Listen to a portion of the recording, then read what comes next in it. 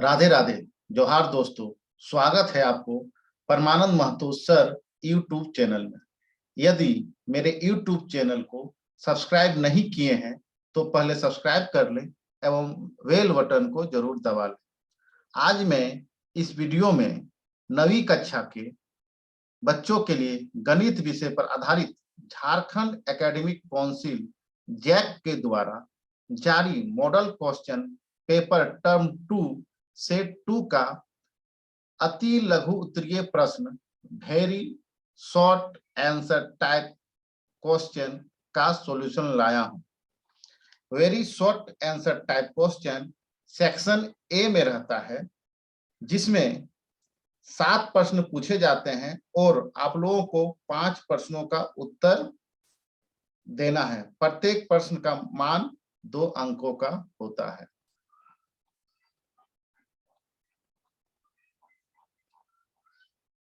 पहला प्रश्न दिया हुआ है, एक चतुर्भुज के 3 कोण 100 डिग्री, 98 डिग्री और 92 डिग्री है। इसका चौथा कोण ज्ञात करें। हम लोग जानते हैं कि चतुर्भुज के चारों कोणों का योग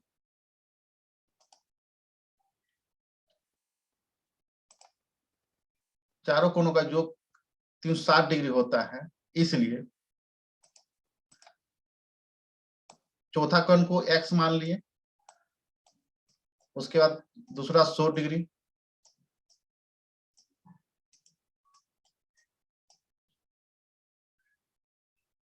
फिर 98 डिग्री, 4 कोण है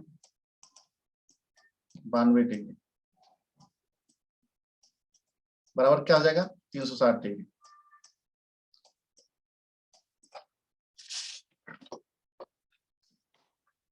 अब x प्लस तीनों को जोड़ दीजिए, जोड़ने पे आपका आएगा 290 डिग्री बराबर 360 डिग्री। तो x बराबर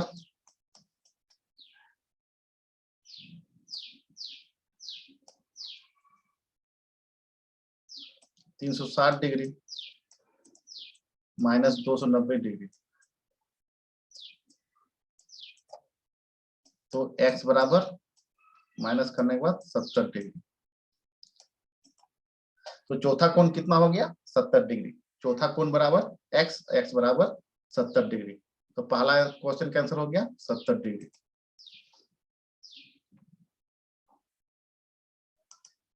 तो हम लोग अगले क्वेश्चन पे चलते हैं।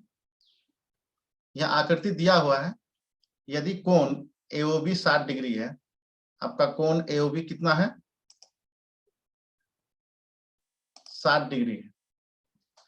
ये कोण दिया हुआ है AOB कितना दिया है 60 डिग्री। इसका मान ज्ञात करना है, इसका मान ज्ञात करना है, इस कोण का मान ज्ञात करना है। मतलब कोण AOB 60 डिग्री दिया है तो कोण ACB ज्ञात करना, ये ज्ञात करना है। तो इस तरह का सवाल में प्रमेय है 10.8, उसका सहायता लेते हैं हम लोग। प्रमेय 10.8 क्या कहता है कि एक चाप द्वारा केंद्र पर अंतरित कोण वृत्त के शेष भाग के किसी बिंदु पर अंतरित कोण का दुगुना होता है। इसका अर्थ क्या हुआ? इसका अर्थ हुआ कि कोण AOB बराबर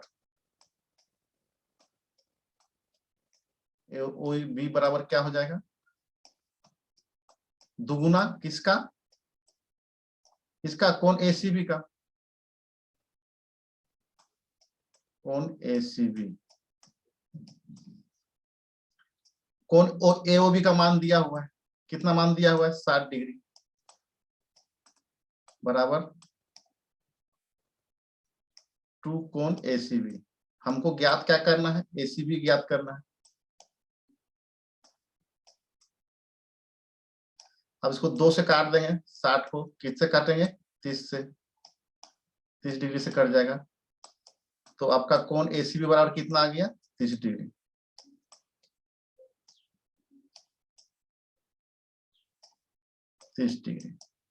आपका आंसर कितना हो गया 30 डिग्री। इस थ्योरम को याद कर लीजिएगा। इस प्रकार का सवाल आपका पूछेगा तो उसका आंसर बन जाएगा आपका एक चाप द्वारा केंद्र पर अंतरित कोण वृत्त के शेष भाग के किसी बिंदु पर अंतरित कोण का क्या होता है दुगुना होता है।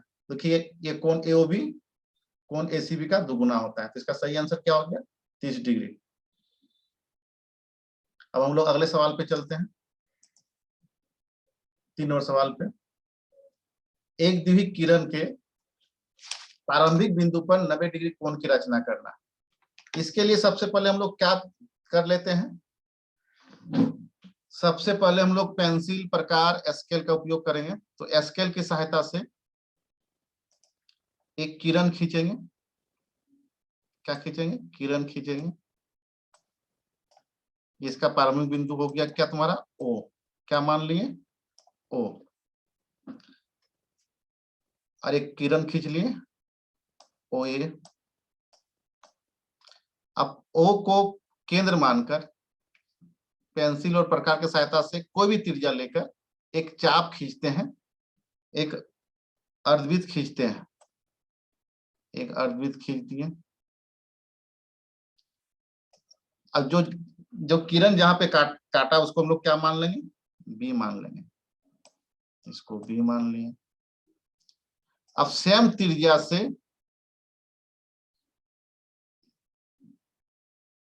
बराबर चाप काटते हैं इस प्रकार, केंद्र मान के बी को केंद्र माने, फिर सी को केंद्र मानेंगे और डी को कट करेंगे। पहले क्या किए, एक ओ ए किरण खींचे, ओ को केंद्र मानकर एक अर्धवृत्त खींचे जो किरण बी पे कटता है। बी को अब केंद्र मान के दो चाप काटते हैं, चाप पर कट मारते हैं, एक सी बिंदु पर एक डी बिंदु पर। अब हम लोग क्या करेंगे, सी से नापेंगे, प्रकार का जो नुकीला भाग होगा सी पे होगा, पेंसिल को सी और डी के आधे भाग का बढ़ा देंगे। उसके बाद उस सी को केंद्र मान के एक बार यहाँ पे कट मारेंगे और एक बार डी को केंद्र मान के यहाँ पे कट मारेंगे। तो आपका ये इसको मिलाइएगा स्केल और पेंसिल के सहायता से, ये आपका 90 डिग्री मिल गया। ये 90 डिग्री हो गया आपका, क्या हो गया, ये 90 डिग्री। क्या किए, सबसे पहले एक ओए रेखा खींचेंगे, ओए किरण खींचेंगे, ओ को केंद्र मानेंगे और एक कोई भी त्रिज्या लेके एक अर्धवृत्त खींचेंगे जो ओए किरण पर बी बिंदु पे कट होता है। फिर उसी त्रिज्या को लेकर हम लोग क्या करेंगे, बी को केंद्र मानकर उसी त्रिज्या से दो चाप और काटेंगे, जो पहले काटा हुआ चाप को सी और डी बिंदु पे कट करेगा। उसके बाद अब त्रिज्या को बड़ा कर देंगे, त्रिज्या को कुछ बड़ा कर देंगे, या इसमें ट्रिक क्या है कि सी और डी का जो दूरी है उससे आधे से अधिक दूरी लेते हैं और एक चाप खींचते हैं, कहां से, सी बिंदु को केंद्र मान के और डी बिंदु को, जो इस प्रकार कटेगा। और उसको हम लोग ओ और इसको इस बिंदु को नाम दे देते हैं ई, और ओ और ई को मिला देंगे तो आपको 90 डिग्री का कोण प्राप्त हो गया। आपका ये 90 डिग्री का कोण प्राप्त हुआ। चलिए अब अगले सवाल पे चलते हैं।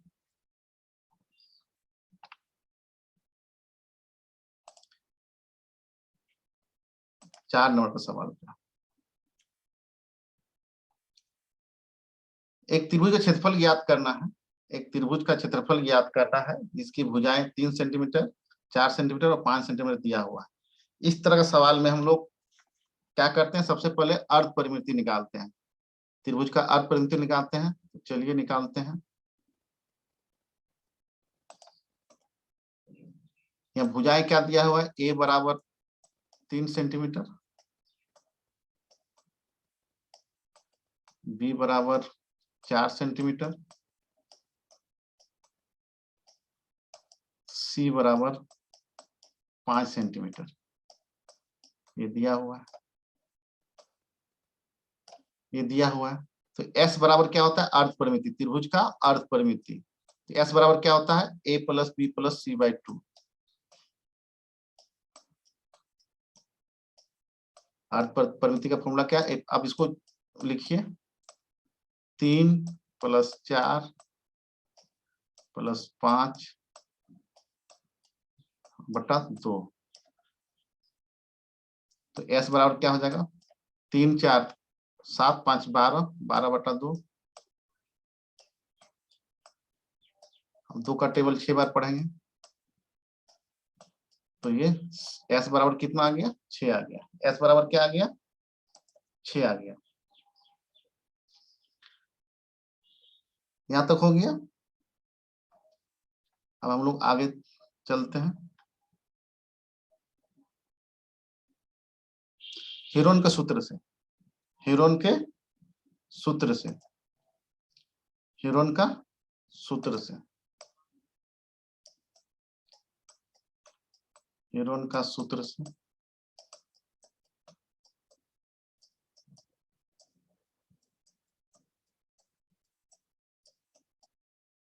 त्रिभुज का क्षेत्रफल बराबर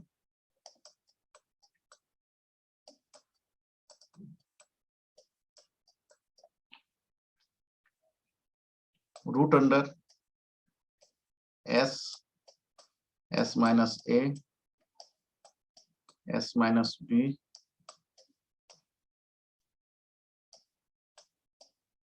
एस माइनस सी। अब हम लोग इसको पुटअप करते हैं। एस कितना लाए थे हम लोग, 6। एस कितना लाए थे, 6। एस की जगह पे 6, एक जगह पे 3,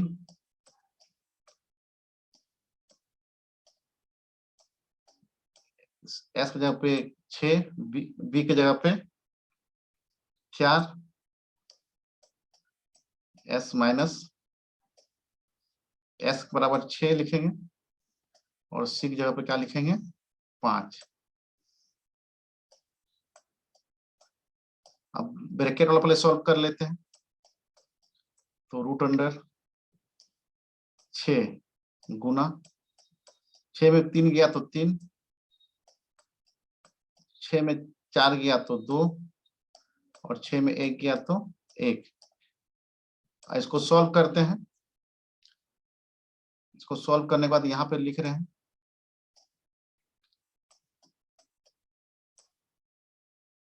6 को तोड़ सकते हैं हम लोग 3 दूना 2 में। अभाज्य गुणनखंड में तोड़ देना है, जो अंदर जो भी रहेगा उसको अभाज्य संख्या में तोड़ना है गुणनखंड में। फिर 3 गुना 2, 3 गुना 2। अब देखिए जोड़ा में निकलता है और गुना होता है, तो 3 का जोड़ा 3 है तो 1 निकलेगा, 1 3, और यहाँ पे जोड़ा 2 का भी जोड़ा है, 1 निकलेगा, तो बराबर हो गया 3 दूना 6 सेंटीमीटर स्क्वायर। तो त्रिभुज का क्षेत्रफल क्या आंसर आया, 6 सेंटीमीटर स्क्वायर। हीरोन का सूत्र का प्रयोग करना है। चलिए अगले सवाल पे चलते हैं हम लोग।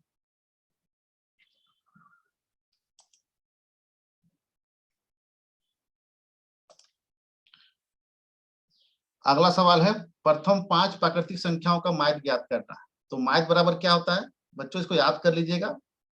माध्य बराबर होता है सभी प्रेक्षणों का योग बट्टा प्रेक्षणों की कुल संख्या। तो यहाँ प्रेक्षण क्या है, सभी प्रेक्षणों, प्रथम 5 प्राकृतिक संख्याओं का योग। तो प्रथम 5 यानी कि क्या हो जाएगा, बराबर 1 से शुरू करेंगे, प्राकृतिक संख्या 1 से शुरू होता है, और प्रथम 5 यानी कि 5 तक लिखेंगे, 1 2 3 प्लस करते हुए जो मतलब जोड़ना है 5, ये हो गया। उसके बाद प्रेक्षणों की कुल संख्या, प्रथम 5 बोल रहा है तो प्रेक्षणों की कुल संख्या कितना हो गया, 5। अब इसको जोड़िए, जोड़ने पे कितना आएगा, 3 3 6, 1 2 3 3 6 4 10 15 बट्टा 5, 15 बट्टा 5। इसको कट किए, सरल किए, सरलतम रूप में लाए तो कितना आ गया, 5। तो प्रथम 5 प्राकृतिक संख्या का माध्य क्या हो गया, 5 हो गया। क्या हो गया, 5। फॉर्मूला याद रख लीजिए, माध्य बराबर सभी प्रश्नों का योग बट्टा प्रश्नों की कुल संख्या। अगले सवाल पे चलते हैं। आंकड़ा दिया हुआ है 2 3 4 3 5 3 1 2 3 का बहुलक ज्ञात करना है। आपको क्या ज्ञात करना है, बहुलक ज्ञात करना है। बहुलक किसको बोलते हैं? अधिकतम बारंबारता वाले प्रेक्षण को बहुलक कहा जाता है। तो किसको कहते हैं? जो आंकड़ा सबसे अधिक बार आया, जो आंकड़ा आपको सबसे अधिक बार आता है उसी को हम लोग बहुलक कहते हैं। तो प्रेक्षण में सबसे पहला क्या है? देखिए 2 है। क्या है? 2 है, 2 लिखें। अब 2 के बार आया है? देखिए 1 2, कितना बार आया? 2 बार। बारंबारता कितना बार आया? 2 बार। 3 3, अब 3 देखिए के बार आया? देखिए 3 के बार आया? तो 3 1 2 3 4, 4 बार आया। अब देखिए नेक्स्ट क्या है? 4। अब बताइए 4 के बार आया? 4 एक बार आया। 4 के बार आया? एक बार। अब इसके नीचे जगह तो नहीं है इसलिए हम इधर कर देते हैं 5। 5 के बार आया? प्रेक्षण में 5 के बार आया? एक बार। 5 के बार आया? एक बार। अब देखिए 1 के बार आया? एक बार। पहले देखिए इसमें संख्या गलती होने से बचने के लिए पहले इसको गिनिए कितना है आंकड़ा।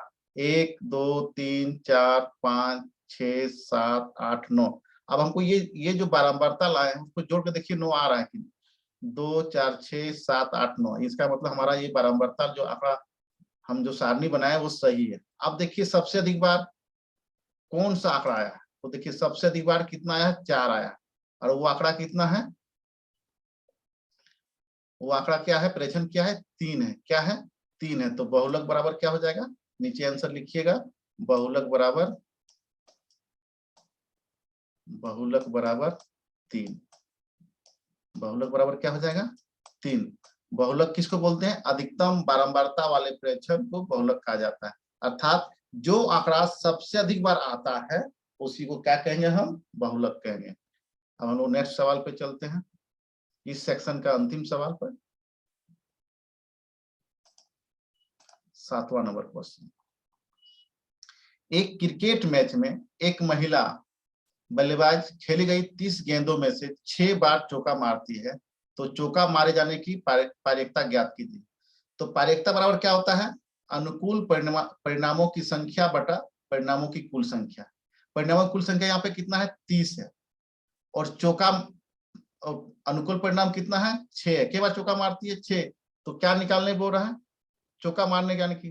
तो देखिए इसका सही आंसर क्या है? पारदर्शिता बराबर अनुकूल परिणामों की संख्या बटा परिणामों की कुल संख्या। पारदर्शिता को पी से सूचित करते हैं। इसका ध्यान लिखेंगे चौका मारना। चौका मारे जाने की पारदर्शिता, मारे चौका मारना का पारदर्शिता क्या हो जाएगा? यहाँ अनुकूल परिणाम संख्या कितनी है?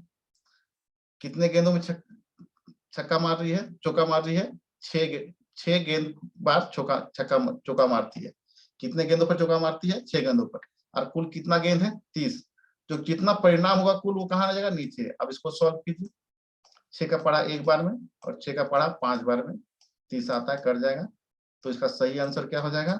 1/5। तो प्रोबेबिलिटी क्या हो गया? पारदर्शिता क्या हो गया? 1/5। इस फॉर्मूला को याद रख लीजिएगा तो आपको कभी दिक्कत नहीं होगी। तो पारदर्शिता बराबर क्या होता है? अनुकूल परिणामों की संख्या और परिणाम और बट्टा परिणामों की कुल संख्या। यहाँ पे अनुकूल परिणाम कितना है? 6 है। और परिणामों की कुल संख्या कितनी है? 30 है। तो इसका निकाल दिए फॉर्मूला से, सूत्र से। तो ये कितना आ गया? 1/5। आशा करते हैं आप सभी को ये वीडियो अच्छा लगा है। यदि वीडियो आपको अच्छा लगे तो लाइक करें, शेयर करें एवं कमेंट करें। बहुत बहुत धन्यवाद।